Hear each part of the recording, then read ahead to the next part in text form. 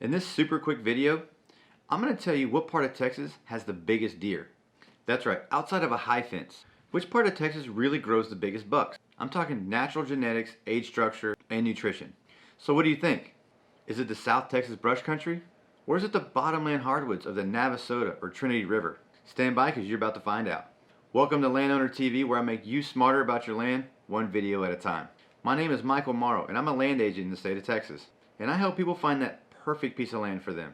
And I also help market people's properties when it's time to sell. But I love talking about land and everything that goes with it. So I made this channel to cover some of the more common topics that I hear landowners bring up. Things like wildlife and wildlife management, livestock, grazing, and a bunch of other land-related topics. But I do get spun off sometimes about random facts when I get some good information, like the recent Texas Parks and Wildlife report when they came out with their latest results on a 15-year study of harvest data and antler size by region. So if you love Texas land and wildlife, be sure to subscribe to this channel so you can learn as much as you can. And click that little bell icon so you get notified every time I upload a new video.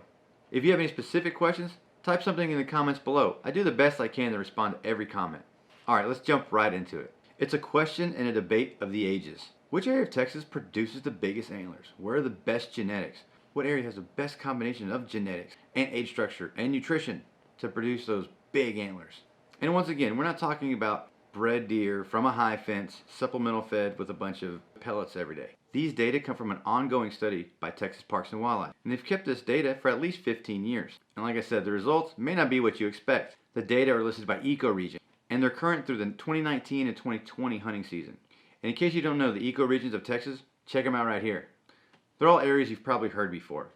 The Blackland Prairies, South Texas Brush Country, Post Oak Savanna, Edwards Plateau, Trans-Pecos. The data is also broken down by age structure, and that's how I'm going to present it to you, because I think it's a little unfair unless you give it some context around age. So let's start with 2.5-year-old deer. Check this out. Now these represent the average scores collected from the last 15 years of antler measurements from each region. And the charts you see here are only for 2.5-year-old bucks. So check this out. The largest 2.5-year-old deer come from the Blackland Prairies with an average score of about 99. Who'd have guessed that? And just as a reference, this deer here scores a little over 90. Now I really would have never guessed this, but at 2.5 years old, this is that animal's second set of antlers. And look where South Texas is on this chart. It's actually sitting below the statewide average of about 93.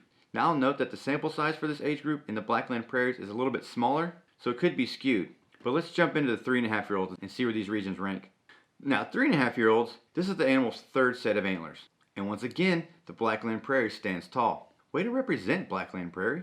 Now it's actually pretty even scores from the other regions from there. As you can see, there's only 3 inches different between those and the next 7 regions. So at 3.5-year-old, statewide, everything besides the Edwards Plateau and the Trans-Pecos area are pretty close. And as another frame of reference, this deer here is about 113. Let's move on to the 4.5-year-olds. Now this is the animal's fourth set of antlers. And look at these data. At 4.5 years old, Texas Parks and Wildlife considers this animal a mature buck. And this is really the largest component of making large antlers from your deer on your property, is letting them grow to maturity. An older deer just has larger antlers. That's it. At least up to a point. And look, for deer 4.5 years old, South Texas jumped way up, right behind the good old Blackland Prairies. Now some areas do a lot better than other areas in letting their deer get to maturity. By the way, the Edwards Plateau and the South Texas Brush Country do the best job of this. In the harvest data over the last 15 years from these regions, over 50% of the bucks harvested and scored through this system were mature bucks. Way to go, Edwards Plateau in South Texas. However, most of the piney woods in the Post Oak Savanna regions, think Central and East Texas, have the lowest percentage of mature bucks harvested. In some cases with as few as 15% of those bucks harvested being mature. I actually have land in Polk County, which is in the piney woods, and I know for a fact that hunters out there don't pass on much because they simply don't see as much. Let's move on to the 5.5-year-old deer. Now this group consists of 5.5-year-old deer and above.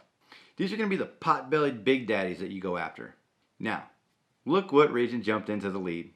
Unsurprisingly, South Texas has the largest scores in this age bracket. And unfortunately, I don't have a good set of antlers to show you exactly what 135 looks like, but suffice it to say, it's a good animal.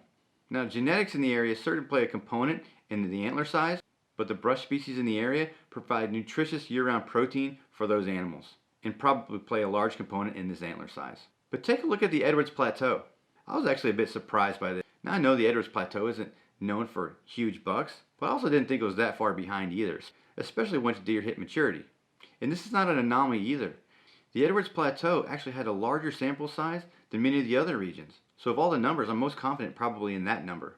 I really hope you enjoyed the video. If you like learning about white-tailed deer in Texas, check out my other video about how many deer are in Texas. And if you want to learn more about exotics, check out the comprehensive video I made about axis deer. It'll cover everything you want to know about those things in Texas. Hey, if you or someone you know is looking for that perfect ranch, or if you have questions about land, feel free to shoot me an email or put your question in the comments below. See you on the next video, and don't forget to subscribe.